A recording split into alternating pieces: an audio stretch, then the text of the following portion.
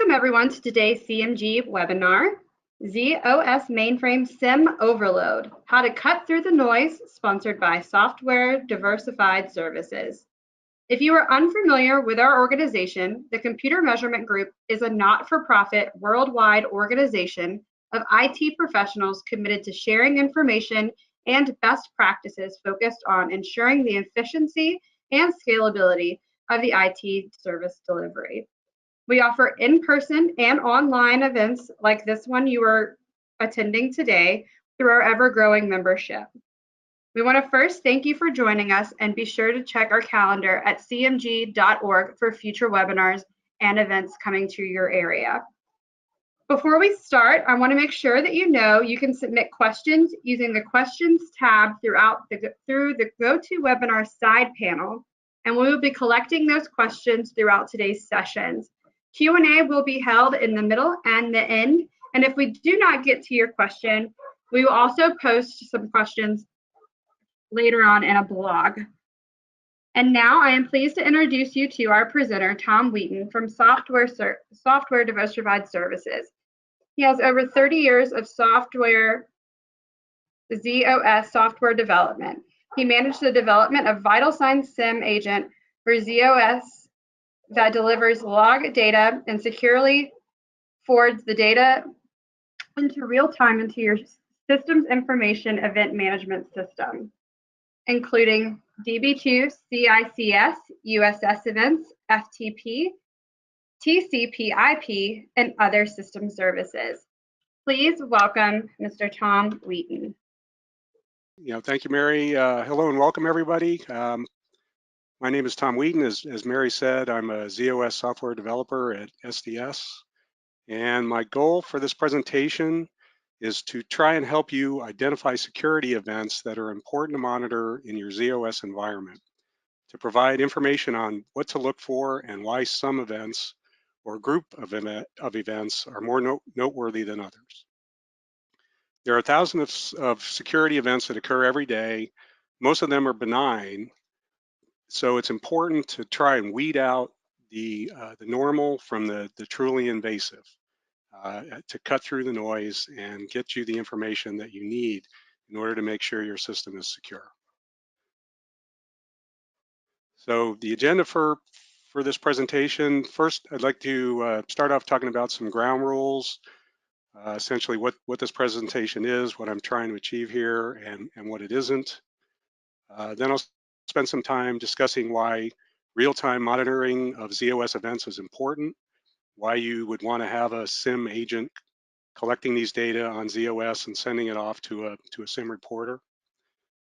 Then I'll talk about various vulnerabilities that exist or may exist in ZOS and how to detect when somebody is trying to exploit those vulnerabilities, even if they've been closed, even if your security product is actually preventing it from happening. It's still paramount that you know it's happening and that someone is trying to compromise your system.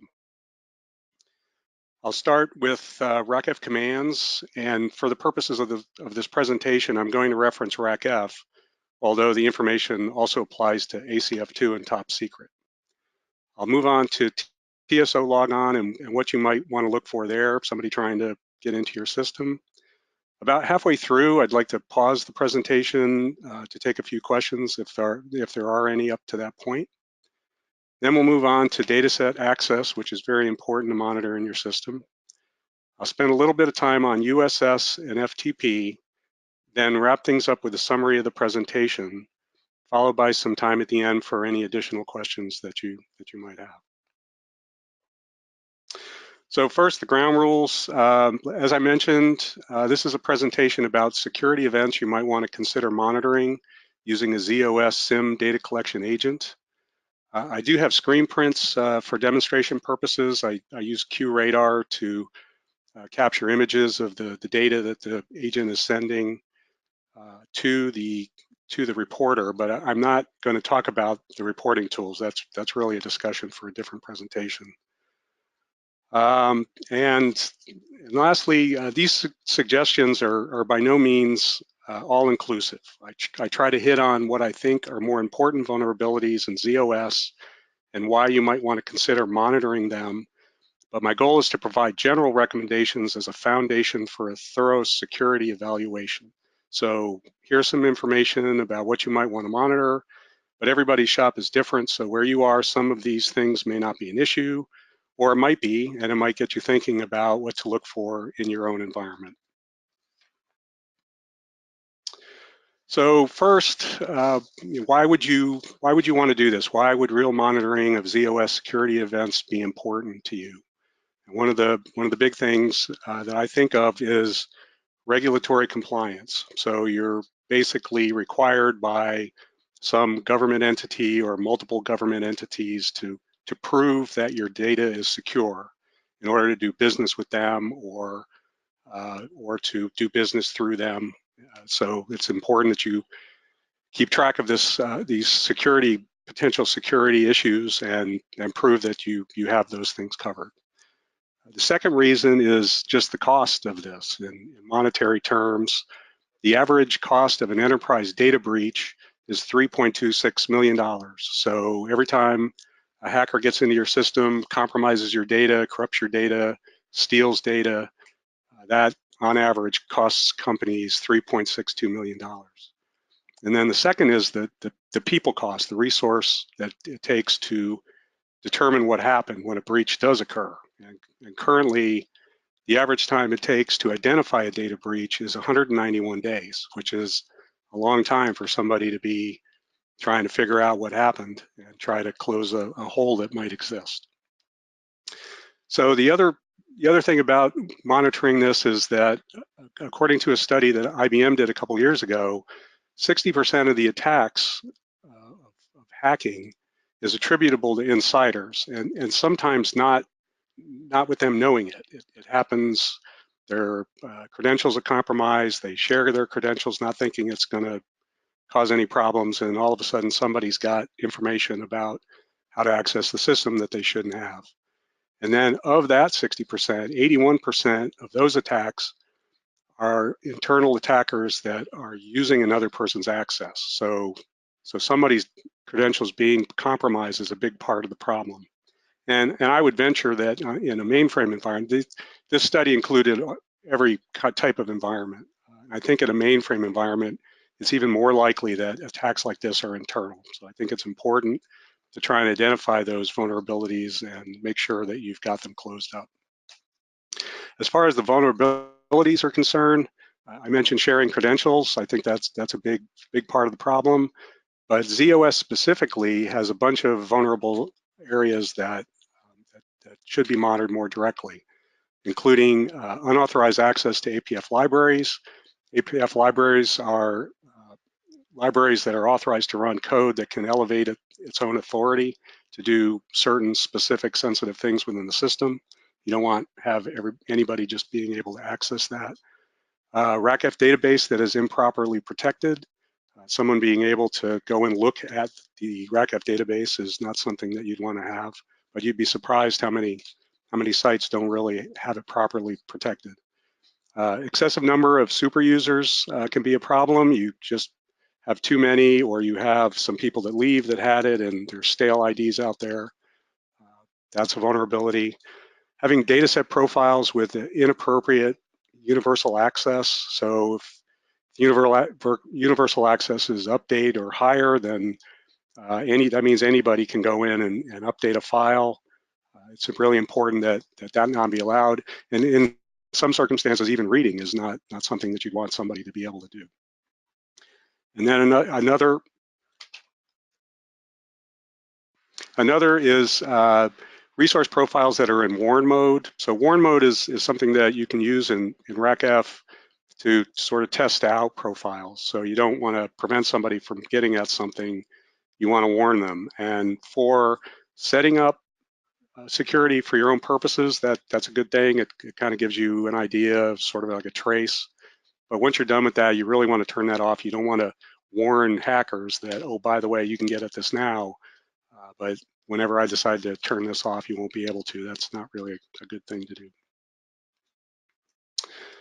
So the bottom line of all this is that identifying attacks and vulnerabilities as soon as possible reduces cost and reduces the possibility of future incidents. So the sooner you can get your hands on the information, the sooner it is made available to you and not sitting on SMF dataset somewhere, the faster you're going to be able to figure these things out, the quicker you're going to be able to identify the people who are trying to compromise your system, and the better off you'll be both monetarily and in terms of people resources. All right, so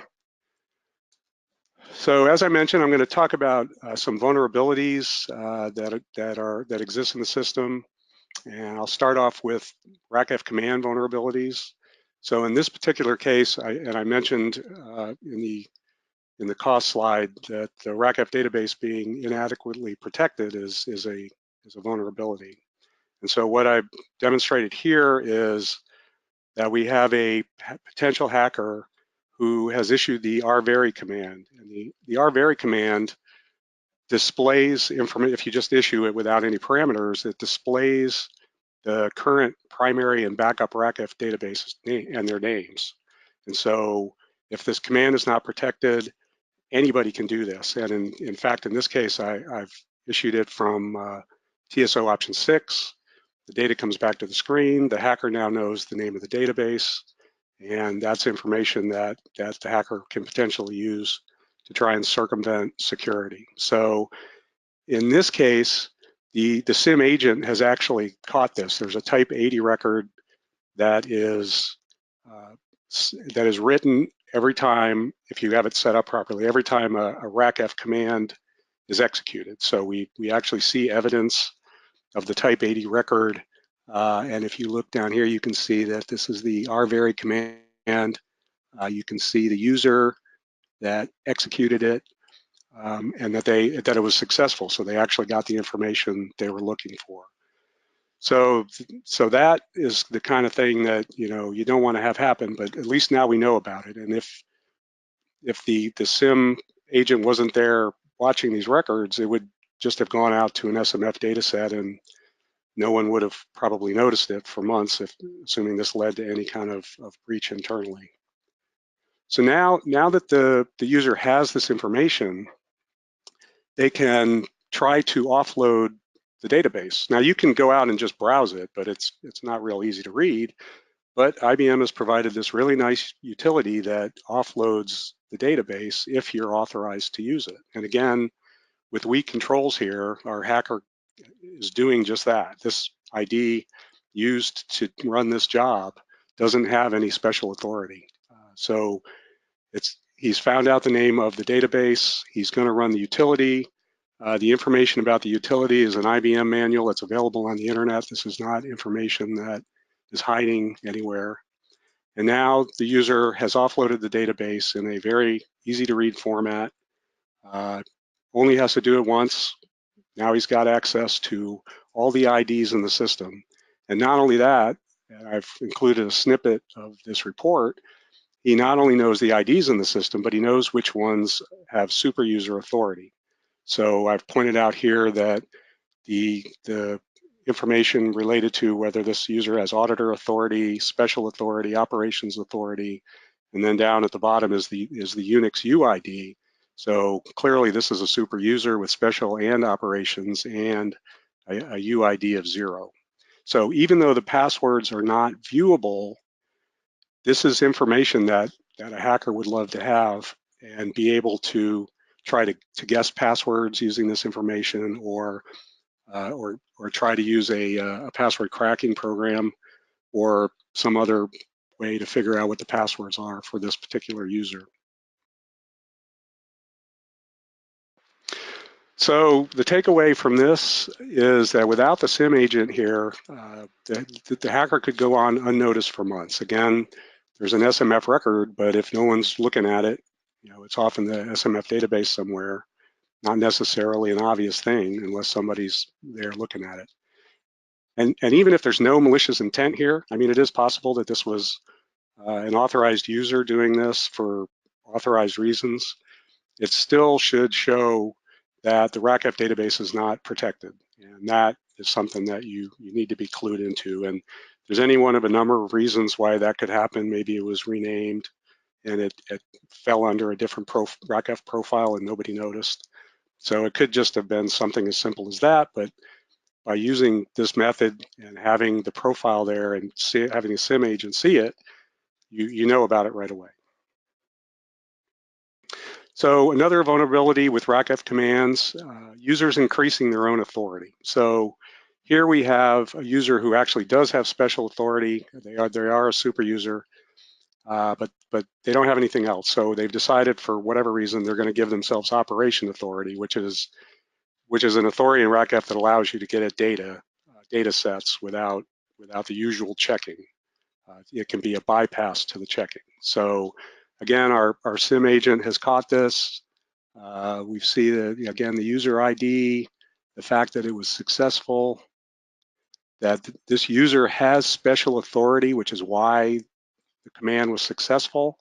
And then we see that the command was to give operations level authority to himself. And so all that information is there.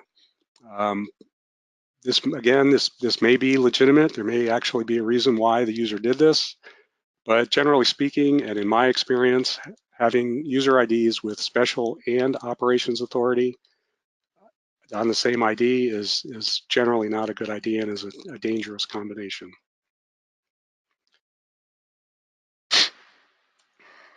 So recommendations for RACF command monitoring: enable and monitor the SMF type 80 security records.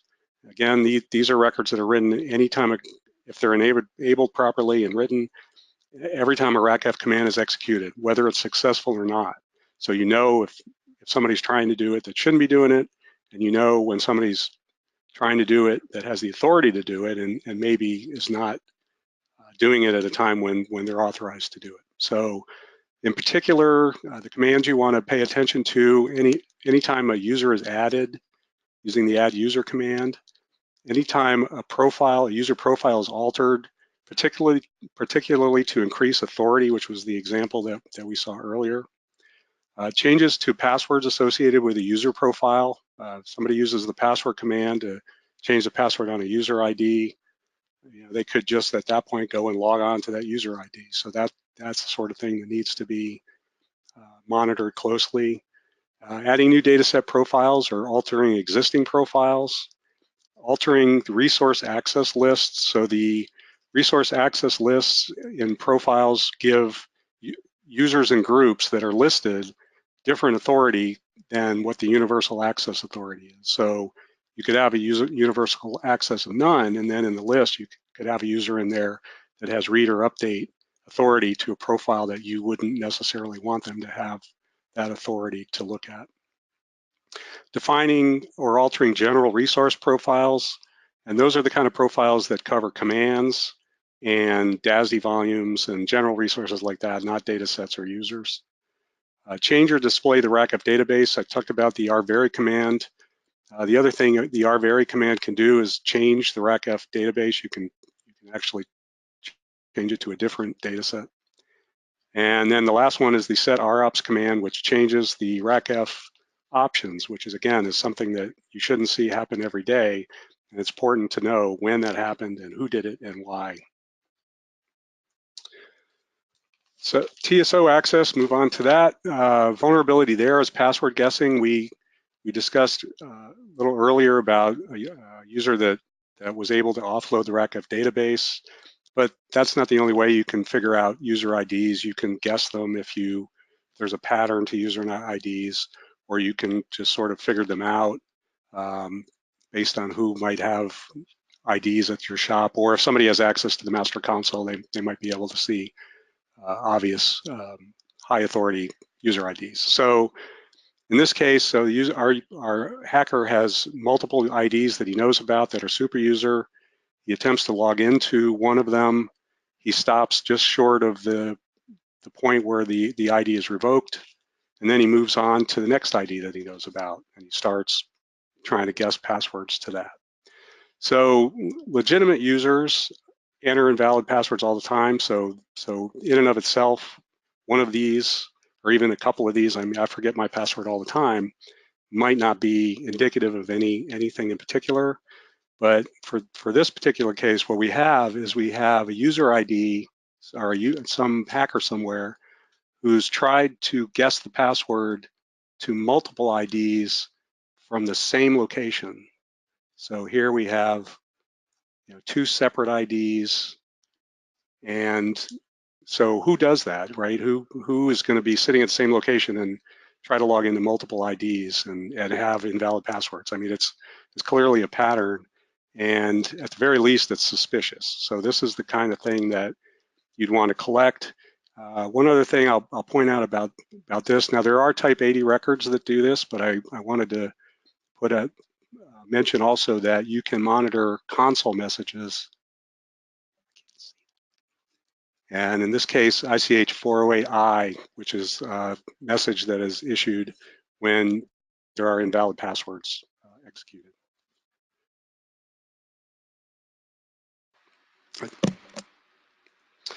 All right, so recommendations for TSO, again, enable and monitor SMF80 security records that log invalid password attempts. Alternatively, monitor console messages, and I mentioned the ICH messages. There are corresponding messages for the other 2, ACF and top secret, that log invalid password attempts. And then pay particular attention to attempts to access privileged IDs, and especially when multiple attempts are made from the same location, either terminal ID or IP address.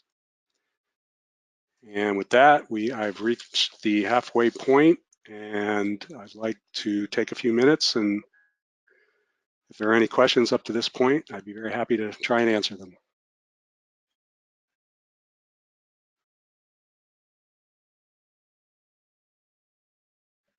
Okay, we had one that came in, and it says, there are many type 80 records. Do you have a list of recommended type 80 events we should consider?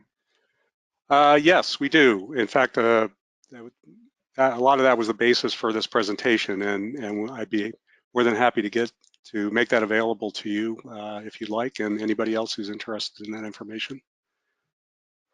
Okay, perfect. And then one more came in. It says, I didn't see DB2 on your list. Do you monitor DB2 events? We do.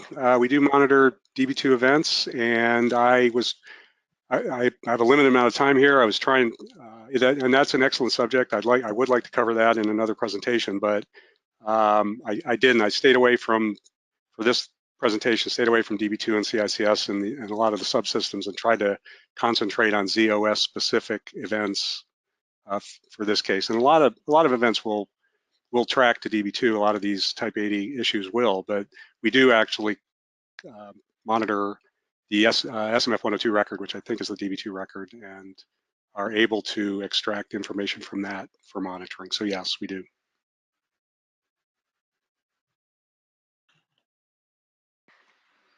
Great. Okay. Mm-hmm.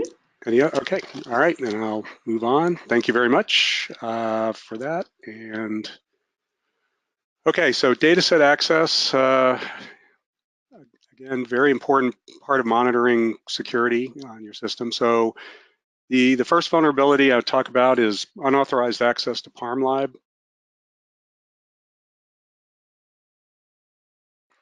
So we have a hacker who is attempting to update ParmLib and has failed. So update access is not available for this user for this ParmLib data set. So we have the data set name and all the usual information about who did it. But it didn't work. But what is going on here, and what's important, I think, to note, is that the user does have read access. So clearly, the user's already noticed that he can read it, and I guess decided maybe he can update it too, and tried to do that, and that didn't work. So the controls here are weak. This should not be available to this user. Again, this is just a user with regular authority, nothing special. But now, because the user can read this data set, he has access to a whole bunch of information that is in the ParmLib dataset. So the list of APF authorized libraries is there. The program property tables is there. And the program property tables has a list of programs that can run with special authority. So in this particular case, I cut out one. BPX command, which is an OMVS, or not command, a program. And you can see that this is privileged. It says it is very nicely. And also, this is a program that can run and bypass RACF security. So the information down at the bottom says no pass means that this program, if run properly, is free to bypass security whenever it needs to. So now it's not real easy to take this information and do anything with it. I mean, it's not as simple as just running this program from somewhere. ZOS is smart enough to know that this thing should be run under certain very strict circumstances. But again, it's information that our hacker now has, and it could potentially lead to a compromise of the system in some form.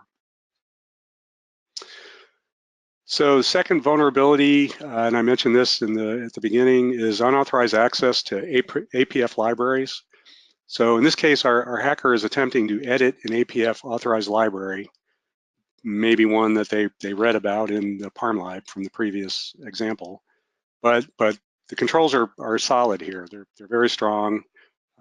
The user was rejected, couldn't even read it. This is the access intent was read, the access allowed is none, and that's as it should be. And so our SIEM has caught this with the ICH 408I message, insufficient access authority to get at this data set, and stopped in its tracks. So then our user moves on to, okay, well, what else can I do to try and get myself authorized? So our hacker, through various books and reading, has determined that in a JCL stream, you can actually embed system console commands. And in particular, this user has determined and found that you can issue a command called the setprog command to potentially add a data set to the APF list. And so that's what he's done. He's embedded a command in a JCL stream and submitted it. Now, if the authority is strong, this wouldn't be allowed. But again, we have weak rules here for some reason, and this command in fact succeeded. So again, we see it because we get the CSV 410I message, but unfortunately it says that the command worked. And now this user has an APF authorized data set and is free to pretty much put in there whatever they want and run it at will. So this is like worst case scenario. This is the kind of thing that your SIEM reporter should send up a flare and send out emails and texts or whatever, notifying somebody this happened. This is the kind of thing that really should be investigated immediately. No one who doesn't have express authority should be allowed to do this. And even then, it's not necessarily the kind of thing even an authorized person should be doing on a production system.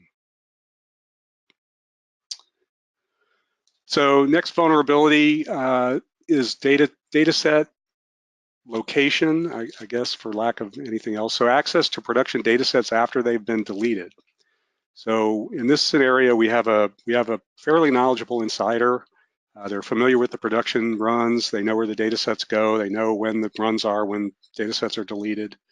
And so they wait until the timing is right and a job just ended, data sets are deleted for whatever reason from a pack.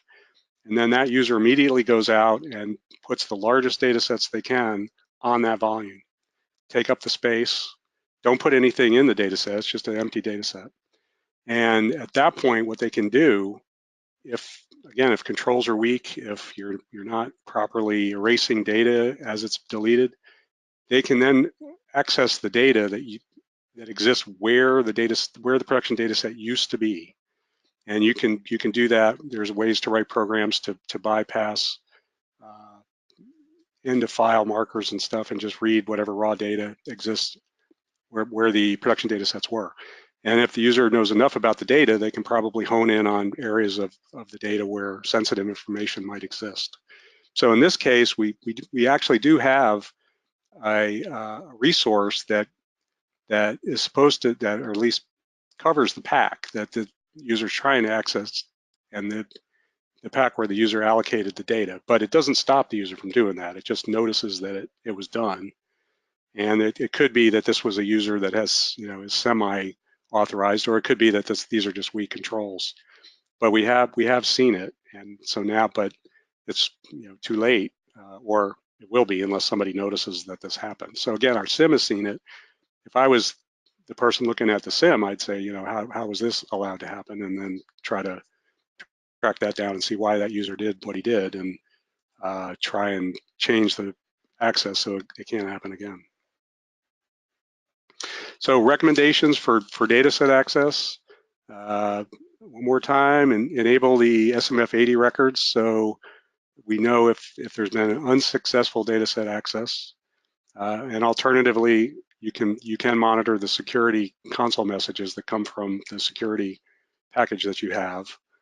Define and authorize and important data set profiles to audit successful access. So I think this is important because you want to know who's trying to get a data and fails, but at least they failed. It's also good to keep track of who's going after important data and succeeding. And again, most of the time that'll be legitimate, but sometimes it won't. Sometimes it'll show a hole in security that you don't want to have there. Define and monitor resource profiles for DASD volumes. I showed a general resource profile for what I was showing as being a production pack. By doing that and making sure that no one can access the volume, you would prevent somebody from allocating data sets there. They would get rejected and not be able to do that. So that's a good thing to do if you're not already doing it. And then monitoring the CSV messages. So we looked at APF authorized data set add.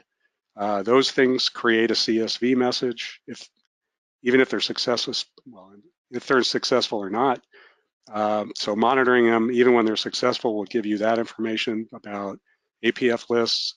You also get those messages for adding and deleting dynamic exits. I haven't talked about that in this presentation, but that's another place where somebody could introduce bad code into your system to do something you don't want. Most exits in ZOS get control in key zero supervisor state, so you don't want just anybody adding them.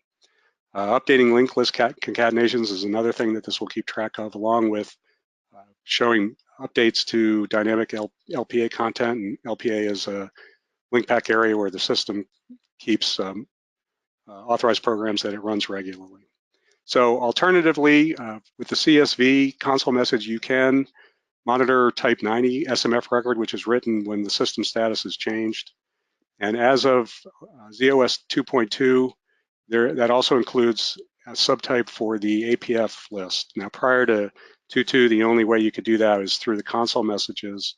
But with 2.2, there's a new subtype that allows you to do that with SMF also.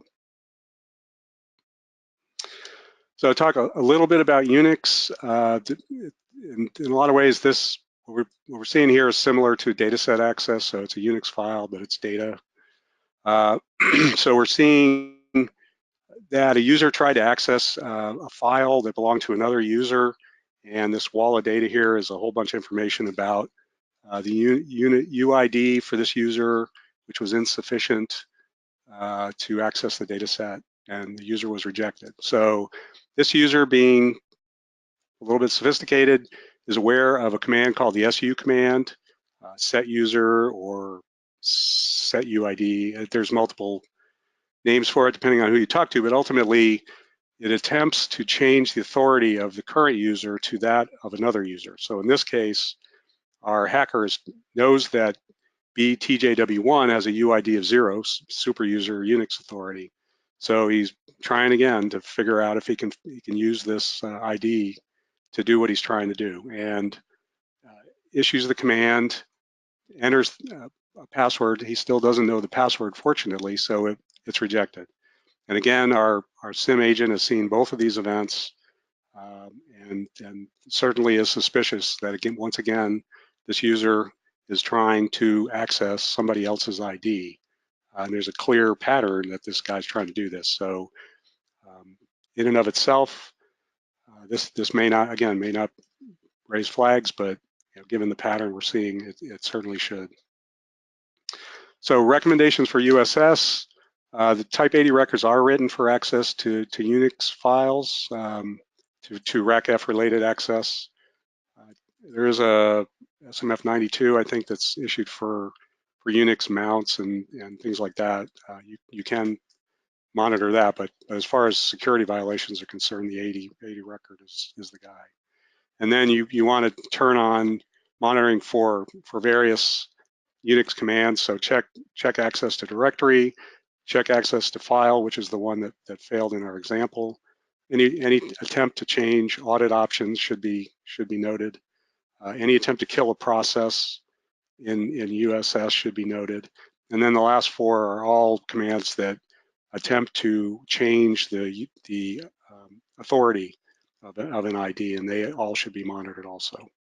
So, and then last with USS, you can consider enabling the 109 SMF record, which is the syslog daemon, and that's a message stream that of Unix services, processes that run in Unix that issue messages and write stuff out to the log.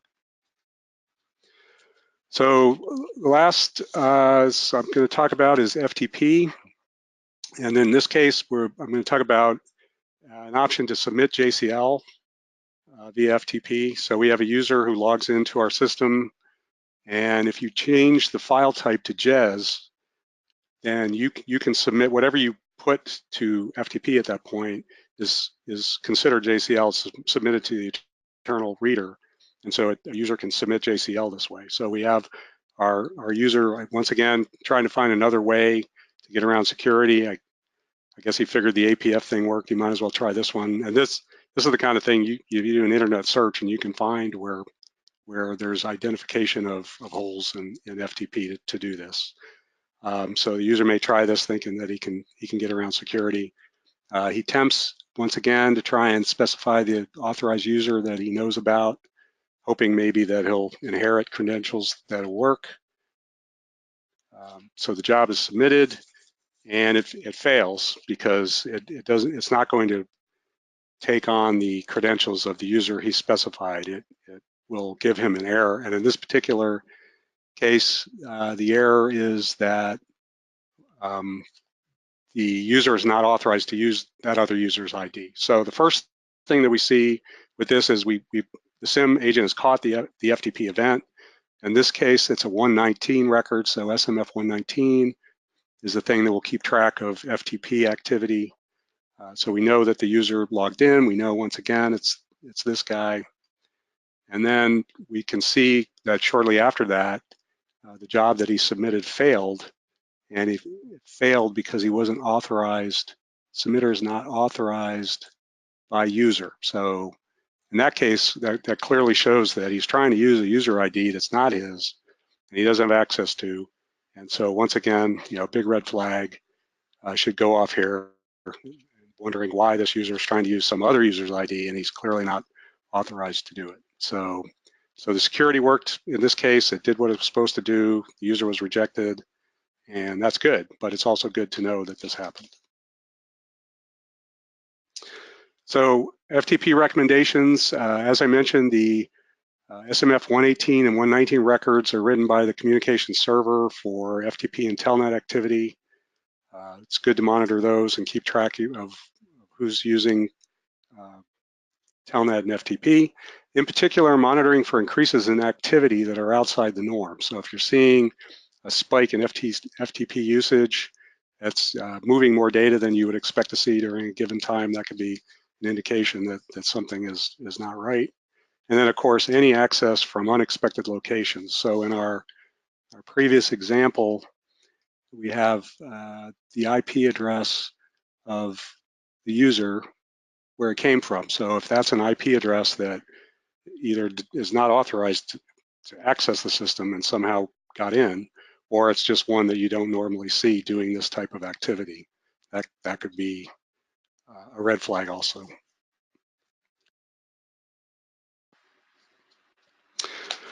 So to wrap up, again, the SMF type 80 record is your friend in the SIEM world, and is the main security record that we monitor, that SIEM agents monitor.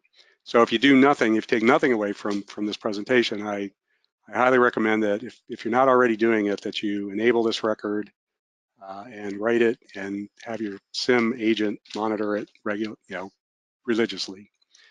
Other records worth monitoring, I mentioned the SMF90 system change record is a good one to watch for too. And then SMF 118 and 119 for communication server for Telnet and FTP. In addition, console messages can be used to augment your security monitoring. If there's some situations where you are not interested in a particular record for SMF, but you get the same information through a console message, you might choose to do that instead. And then the bottom line, I think for me, is never underestimate a determined hacker with time on their hands, because there's some people that'll sit at console for hours trying to figure out passwords, and it's something that you need to be aware of, and you need to see it the moment it starts happening in order to be able to prevent it and to keep track of it and to make sure that your system is safe and uncompromised. And that is the end of my presentation. So I'll open up for questions if anybody has any.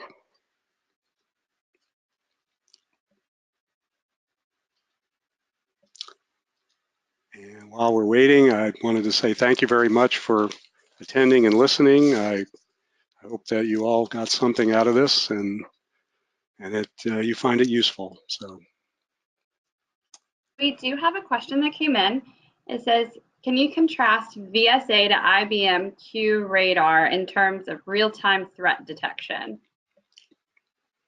Okay, so VSA is a ZOS data collection agent. So our product sits on the mainframe. It's an address space that monitors various data points, so SMF records and console messages, and then packages the data and sends it off to a SIEM reporter like QRadar. So what we're doing is collecting data based on criteria that you give us. And then QRadar is the receiver of the data. So QRadar is the place where you would actually compile the data, you would see it. I mean, you could see it in our agent too, but you really want to see it on a display where all of your SIEM agents are sending data. You want to collect it in one place. So QRadar has the analytics to determine, if you see an event that happened 5 minutes ago, that might be related to an event that you're seeing now. And so they work in tandem. So I hope that answers the question. Great, we got a few more. We've got about 14 minutes left.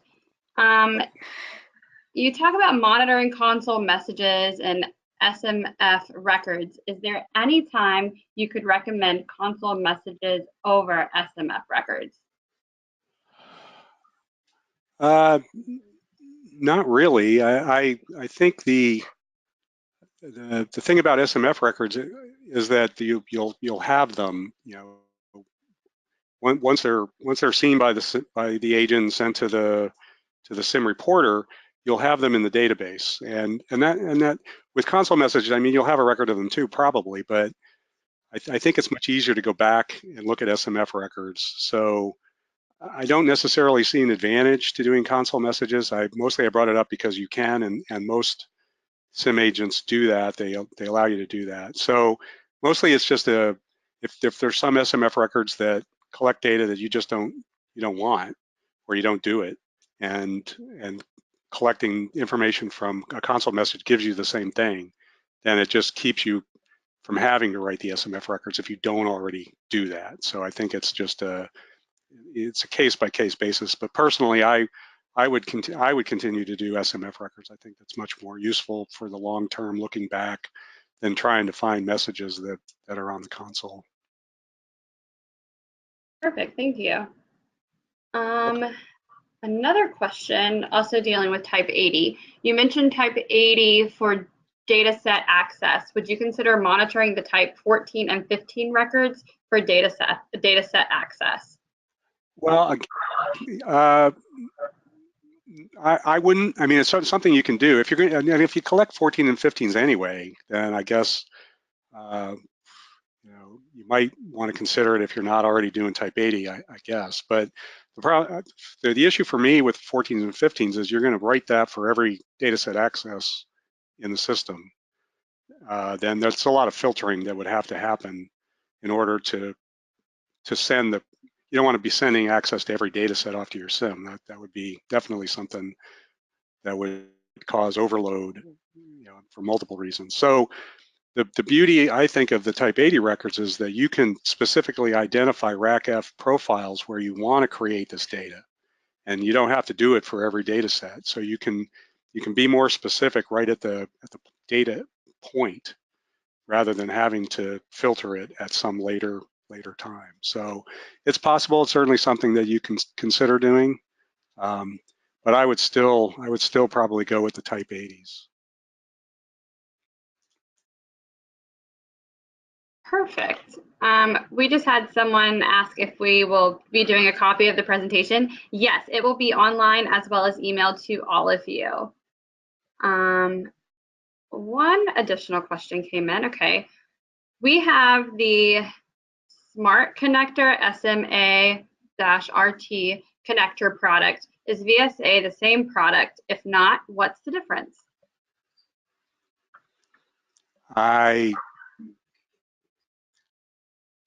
What? Give me just a sec.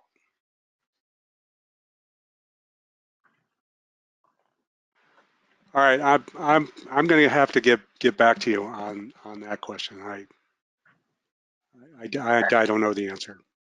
No problem. I'm going to copy and paste all these questions that come in, and then we can do a follow-up blog as well. Okay. Let me see. Okay, there was one more. Can you monitor Telnet using a SIEM agent? Yes, you can. The SMF 118.119 record, well, the 119 record keeps track of all communication access. So Telnet, IP, TCP, FTP, all of that stuff is collected in the 119 record. So that's where you would see information about Telnet accesses and things like that. Just very similar to the FTP example I showed, and it comes from the same record. So yes, you can. Perfect. All right. And I think that is all the questions that have come through. If you think of any additional questions that you would like answered after you review this, please send them to Mary, M-A-R-Y, @cmg.org, and we can send them over to Tom to get answers and any follow-up questions that you may have. Tom, do you have any closing statements that you would like to make? Just to say again, thank you everybody for joining and listening. I appreciate it, and I hope you got something out of this, and thank you very much. Yes. Well, thank you, Tom, and thank you, Software Diversified Services, for sponsoring this webinar today. We will make this available on our website, cmg.org, as well as it'll be emailed to you all. And be sure to check back on our calendar. We have a few webinars coming up next week, as well as the Cloud Exchange Virtual Cloud Conference coming up on June 19th. And you can register for that. It is a free event, and it will last all day because we are hitting pretty much every time zone throughout the world. And we've got some great speakers lined up for that. So if you are interested, please go on over to our calendar, and you can see information as well as speaker and sponsor information. Thank you for today, and we look forward to seeing you all at our next webinar. Have a great day.